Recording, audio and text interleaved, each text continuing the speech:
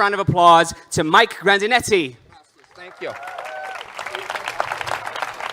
Okay, beautiful. So first of all, it is my privilege to be in front of this audience. I want to thank my good friend and colleague, Paris de la Traze, and Annick Jansen for the honor of being here in front of you. I want to recognize all of the change makers in the audience.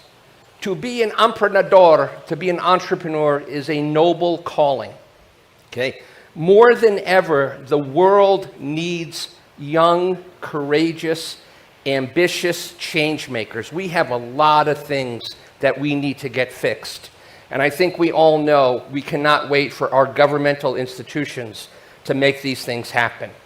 So to be in the presence of entrepreneurs, for me, is always the greatest experience, the energy and the enthusiasm that is embodied.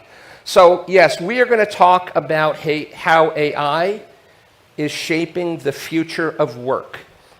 And it has already begun to do so. And I'm going to share some both anecdotal and empirical data that will indicate just how much, which is a remarkable thing for a technology that literally arrived on the scene in late November. Okay? And what's important, of course, is that as these massive global problems like food insecurity and, oh my God, climate crisis face us, we better up our game. We better be able to get a lot more bang for our cognitive buck.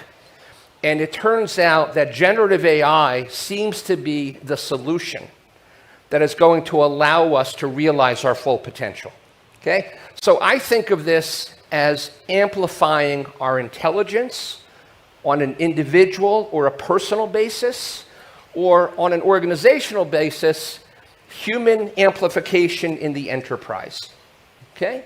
And so, yes, I've done 8 venture capital-backed startups. I took 2 public on the NASDAQ. 7 of my 8 were acquired by large strategics like IBM and Oracle and AT&T. Been there, done that. Greatest experience of my life. But I've also had the honor of educating the next generation of entrepreneurs at some of the finest institutions in the world. And so I've had an opportunity to live inside the cutting edge of technology as a student. And what I would say is, it's important that we create a bit of a point of reference. So for those of us who care about history, let me talk about the history of innovation, at least technology-driven innovation. And we need to go back to England, and we need to go back to the 1780s, and we need to think of the first industrial revolution. The first time that technology was really driving a significant change in the way that we live in the world. Okay? And I want you to notice a number of things about this graphic. The first thing I want you to notice is that there were multiple waves of innovation, beginning in the 1780s and, of course, coming to the current day. And we are now at the cusp of the 6th wave of innovation. I want you to recognize that within each of these separate silos, there were a handful of very powerful technological or engineering-driven innovations that changed everything about the way they live. I think about my grandparents and what it must have been like when electricity became something that became part of life, and moving away from living in, with gas lamps and candles and all of the challenges around that. The second thing I want you to notice is the horizontal axis, that with each successive wave of innovation, the time scale gets compressed. And so we go from 60 years to 55, and not surprisingly, as we enter the 5th wave in 1990, the digital era, we're no longer talking about physical atoms which have inertia and which have to recognize boundaries, but we're now talking about the digital era. We see rapid acceleration of these innovation cycles. I also want you to take note of the slope of the curve, because the curve gets steeper with each successive wave of innovation. Why? Because we're building on the shoulders of prior generations. And so the slope of the curve it basically identifies the level of impact that each of these waves of innovation are happening. And we have entered into the sixth wave. Now, what's interesting is the fourth wave began in 1950, okay? And not surprisingly, the great British computer scientist Alan Turing coined the term the Turing test. Artificial intelligence was basically recognized in 1950. And so for the last 75 years, we have seen a significant number of milestones that have been achieved across a wide range of different types of artificial intelligence and machine learning. We've certainly seen some setbacks. We've seen some false promises, some overhyped technology that never really met the needs of the market, but those days are over. And so in the digital era, and I imagine a lot of you may not, the students probably were not around to experience this. This is the Netscape logo. Netscape, as some of you may know, was founded by the great entrepreneur and now great venture capitalist Mark Andreessen. And what Andreessen did is he allowed the common person, by providing the Mosaic browser, that all of us could now, through Yahoo or through Google, access information anywhere in the world. Up until that point, it was in the province of scientific researchers and people in the defense industry. It was called DARPANet. And so Andreessen democratized access. He simplified things for us. And just 12 years later, one of the most extraordinary human beings to walk this planet, Steve Jobs, introduced the iPhone. The iPhone has been sold 2.5 billion times. Think about that. There have been 2.5 billion iPhones that have been sold. No product comes within orders of magnitude of that. And I don't think I can overstate the importance of the iPhone and the App Store on our lives. I'm sitting in the hotel restaurant last night, and you all know what it looks like. Parents are on vacation with their kids. Parents are trying to engage their kids in conversation, and the kids are like this, okay? So it's obviously for better or worse, but we are living a digital lifestyle that was envisioned and then executed by Jobs and Apple. These were two Promethean moments that have changed the arc of history, changed everything about how we do things. And we have entered the third Promethean moment of the digital age, and that is the introduction of generative artificial intelligence. Now, I am using ChatGPT as a bit of a simplification, okay? But we all know there's a lot of different generative AI. One of the teams that's going to be presenting, one of the finalist teams, has done an amazing job of using Stable Diffusion and Midjourney to create just incredibly compelling graphics. So we have a number of text-to-image generators. We've got not just ChatGPT, but we've got Bard, and we've got Bing, and we've got others coming. And then below the surface, we have so much artificial intelligence and machine learning that is being used today to do a much better job of diagnosing cancer, to do a much better job of predicting the onset of dementia and aphasia, right? So we're talking about a very small, but obviously incredibly visible part of artificial intelligence, which is generative AI. Now, just like Jobs made this supercomputer in your pocket easy to use by introducing a touchscreen, the reason that we find this phenomena be so explosive is because for the first time, we're able to interact with our computers in natural language. Now, yes, we could do that with Alexa. We could do that with Siri. But I think we would all admit it's a very, very small level of productivity gain. And most people barely use those tools to get any level of, of benefit from it. But now we're actually speaking or texting into a prompt. And so what I think has happened, right, and if some of you who might be science fiction fans may know this quote, any sufficiently advanced technology is indistinguishable from magic. And I think what has captured people's attention is that ChatGPT and its brethren feel like magic. You put in a prompt and you get remarkably complex, comprehensive information back. And it has evolved so much since last November. And so how quickly has this taken off? Like a rocket. In just 5 days, 1 million people have used the service. But in just 2 months, 100 million users have adopted the service. This has never happened in history. okay? If I was to tell you about things like the radio or television, we're talking 75 years to get to this level of usage. Now we're talking 2 months, okay? Wow. And so whether you like it or not, we have entered the age of AI. Full stop. What does that mean? Well, what's really amazing, right, and this is an example, that the 100 million users only represents 1.25% of all people on the planet. So the penetration, of course, is very, very limited. What I find amazing is if you look at some research, only 14% of Americans to date have used ChatGPT. Only 14, 1 in 7 people. That's shocking to me. Only 25% of all small business owners are testing it. I'm not saying using it, but testing it. And almost half of all business owners have no idea how to take advantage of it. That is a real problem, okay? Houston, we have a problem, okay?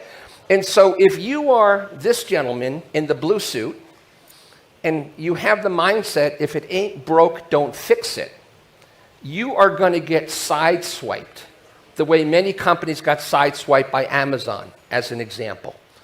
There is no time to wait. And so what you don't want to be, right, it has never been to anybody's advantage to be an enemy of the future. That has been a losing strategy forever.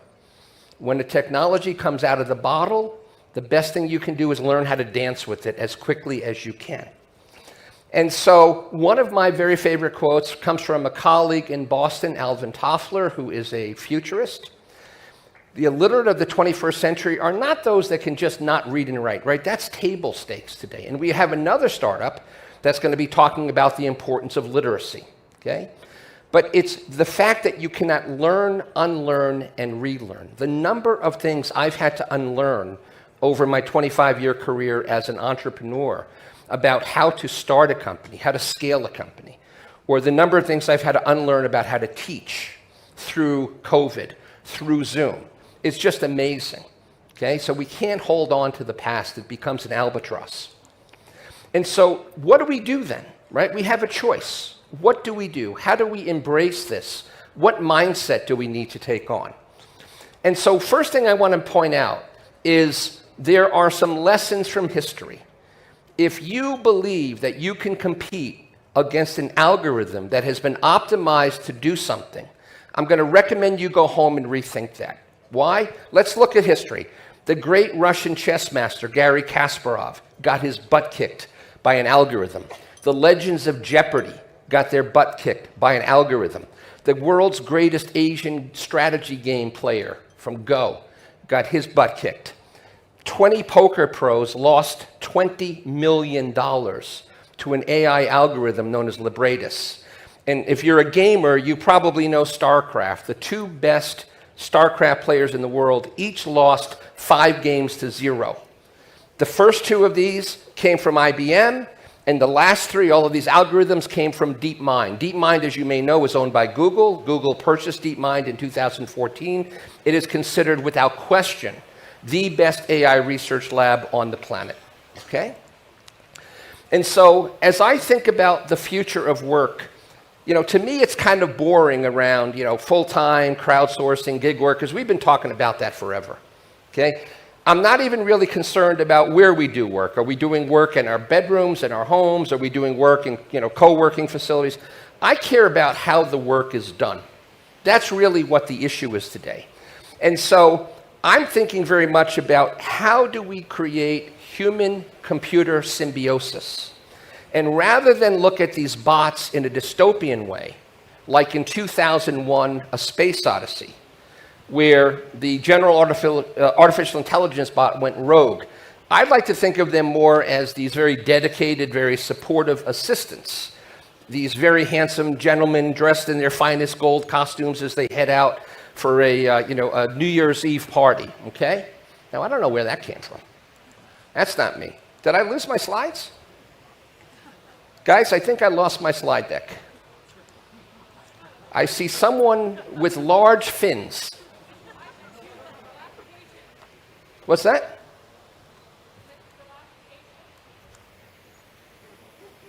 Anyway, I do need my slides if I'm going to continue. Okay. Okay, so let me keep talking while the slides come on. So let me think about this for a second. Okay, so C3PO and R2D2, right? It's at the very essence of what we're talking about. This is crazy. Okay, so I guess I'm going to talk from here. All right, let me do that. If it's not advancing, though. So I've lost the ability to advance my slides as well. Okay, we're going to wing it. All right? So let's talk about what ChatGPT can do, right? It's a lot easier to ask what it cannot do. So how many of you have been using ChatGPT not just to test it, but have already integrated it into your daily lives, your personal lives, your professional lives, okay? So we know a lot of things. Okay, I'm going to just keep talking, right? I'm an Italian. That's what we do. We just talk, okay? So the bottom line is it does a lot of different things. Obviously, some of the things that it does that are extremely helpful, one of the things that it does is you can take very, very long, complex articles and research reports, and you can summarize them, and you can synthesize them, and you can get a tremendous amount of insight from them. Another thing that it does, because it's actually been built into GitHub, right? How many people use GitHub? How many of my entrepreneurs have been using the GitHub repository, okay? For those of you who are not technical, this is the largest open source repository in the world. And in July of 2021, 2 whole years ago, GitHub, which is owned by Microsoft has been very aggressive, very, very aggressive. Awesome. This is awesome. Okay, there we go. Right on cue. Okay? And so, Microsoft's been very aggressive. They made massive investments in all kinds of different AI technology. They're really proving to be very, very visionary. This is called your AI pair programmer. So you're actually writing code along with this bot. And one of the places that I spend a lot of my spare time is at MIT. And I'm very involved in the MIT CIO Symposium. And so we've been running this event now for 20 years. And I've gotten to know a lot of CIOs. And so we have Shameen Mohammed, a guy that I've known for a long time. He is both the Chief Technology Officer and the Chief Innovation Officer of CarMax. CarMax is at the high end of the used car market, late model, very, very well-maintained used cars. And he came up to me, this is in early May, and said, Mike, we're seeing a 30 to 35% productivity improvement within my team in coding. There was a Wall Street Journal podcast recently that said that IT organizations actually are having trouble keeping up because the productivity of coders has increased so dramatically, okay? So this is something for everybody in this room who's developing a platform or an app. If you're not using GitHub with Copilot, then you're missing something powerful. Now, most of you haven't heard of this because this is literally just a couple of days old, okay? So ChatGPT, and by the way, if you didn't see this today, the United States government today, the Federal Trade Commission today, issued an action against OpenAI. I know Sam Altman was here about a week or two ago. Sam Altman has his first legal headache on his hands, okay? The Federal Trade Commission is saying, Sam, we love you. I know that you've been out doing the charm offensive around the world, but we don't like your business practices and we don't like the way that you're managing your security. So OpenAI is now in the same mix as a lot of other of these much bigger tech companies that have been around a long time. Anyway, so they have purposely not released 5, even though it's ready, right? 5 would take it to a completely different level of accuracy. But they're releasing a lot of plugins. And one of the plugins they just released is something called Code Interpreter. And Code Interpreter allows you to upload files, download files, and in so doing, create all kinds of charts, solve math problems, right? So we're going way beyond what we think of with ChatGPT as just getting these text answers and doing data visualization and some unbelievably powerful stuff, right? And so these kinds of advances are happening constantly, okay? And so what are some of the use cases that we're seeing? Right, just say, I'm going to prompt ChatGPT to ask me, what is interesting about the data? And it's going to come back and it's going to produce insights and graphics around the data. Financial analysts are now doing stock analysis. Asset managers are doing equity analysis with ChatGPT, okay? And so it is just remarkable how quickly this is advancing. And how many of you here are in the marketing profession? You're in advertising, you're in social media, and you're doing marketing, right? If you are not taking advantage of ChatGPT and its cousins to write social media posts, to create ad copy, to create blog content, to create new websites, then you are falling further and further behind. This is a gift from the heavens for marketing people, okay? Now, how many of you in this room work for companies that use Microsoft 365 suite? A lot of you, right? How many of you have actually received access to the next version of this application, which actually includes Microsoft's Copilot, which is different than GitHub Copilot, right? Because 1 million companies are using this today. 350 million people are using. And so what does this mean when Microsoft, a massive enterprise software vendor that has 50% market share around productivity apps? Well, what it means is you're getting data. Obviously, you have all of the Microsoft productivity apps that we know, which is PowerPoint and Excel and Word and Teams. But we also now are able to bring in this Microsoft Graph, which is our own data and all of the business data that we are authorized to have access to. We add new plugins like maybe the ChatGPT interpreter, and then we leverage all of the huge large language models, not just ChatGPT, but the other one is called Codex. This is a voice recognition prompt that's used very, very regularly in customer support roles. And of course, DALL-E. And so now we're getting the ability to do things like prompt, create a budget proposal for a research project, and you get a budget proposal in seconds. Or if I'm the supervisor, would you please draft a response to that proposal with my approval, but also creating a little bit of a warning about make sure that we outline the key risks that are involved. Or what products were the most profitable this quarter? Now think about how much analysis you had to do. Now you put in this prompt, and within seconds, you get these kind of results. Okay, now, what's happened recently, I could speak on this for hours. We don't have that time. But I will tell you that what we've seen in the last couple of weeks is what is called multimodal learning. ChatGPT can't just read text. It's also now able to listen to people's voices and respond. It's actually able to look at images and identify images and comment on them. But let me share just one use case that's very relevant. Paris and I have been teaching entrepreneurship for many years, okay? And what's the capstone in an entrepreneurship class? The pitch, right? Just like tonight, it's all about the pitch. Well, guess what? Professor Ethan Mollick at the Wharton School of Business, at the end of a recent course, invited in, as we all would, venture capitalists and angel investors to be on the jury, but he also invited in somebody new. He invited in OpenAI's new plugin called Whisper. And what did Whisper do? Whisper listened to these pitches, heard them precisely, generated constructive feedback on these pitches. Paris, next year there's no jury, okay? Think of all the money you're going to save, okay? No jury next year. Holy God, right? So this is where we're at, people, okay? The VCs, the professor, the students said that the quality of the input was probably better than we're going to do tonight, right? Because we're going to get heat stroke up here, okay? So this is what's happening. Now, who saw this big announcement?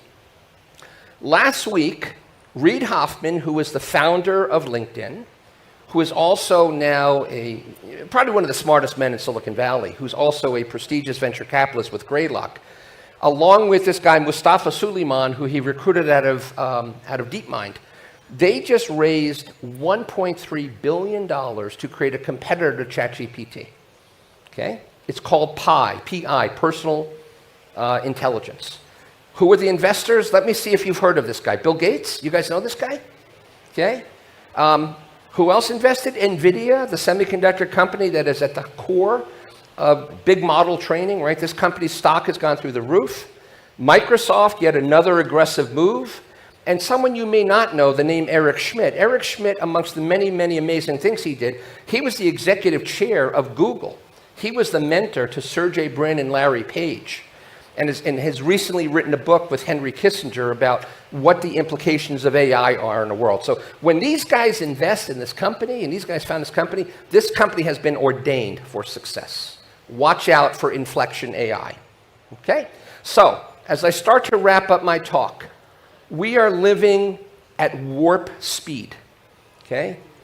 Anyone that knows me knows that I read voraciously. I've made it a point of pride to be hypercurrent. I have never had to struggle so much to keep up. I get a newsletter every week, and the newsletter that I get is called There's an AI for That. Some of you may also subscribe to that. And every week it tells me about the 100 new AI applications that had been released in the preceding week. Okay? And so what I think is really incredible is that I've given a variation of this talk now about 8 times in the last 3 months. I have to be constantly vigilant that what has been announced today, I don't want to get on stage and talk about something that's not current. So every day my pitch is changing. Okay? So how many of you are business leaders today, running businesses? Okay? It's really important that we all understand that this is a pivotal moment in time, and it is your responsibility to make sure that you include everyone in your company in your AI agenda, that you are not letting generative AI happen to you. You are leading the charge. You are facilitating learning. You are creating tools that allow for knowledge transfer so that you are able to effectively compete in this new era. Okay? And so strap in, right? Put that 3-point harness on because you're going to need it, and prepare for disruption. And I can tell you from experience, it's way more fun to disrupt than to be disrupted. Being disrupted sucks, okay? And so, once again, with all of the problems we're seeing in the world, the opportunity to unleash a level of human potential that we've never experienced before is at our fingertips, okay? And it is our choice. We are the masters of our own fate. We can decide. We have agency. Is this something we want to embrace? Or is this something that we want to resist? And I think you know where I'm coming from, where I'm going to vote. And I would hope that most of you would go home tomorrow and think about, well, maybe there's some stuff about generative AI that I need to be thinking about in my startup, in my business, in the way I teach. So with that, I would like to thank you all for your attention. Thank you.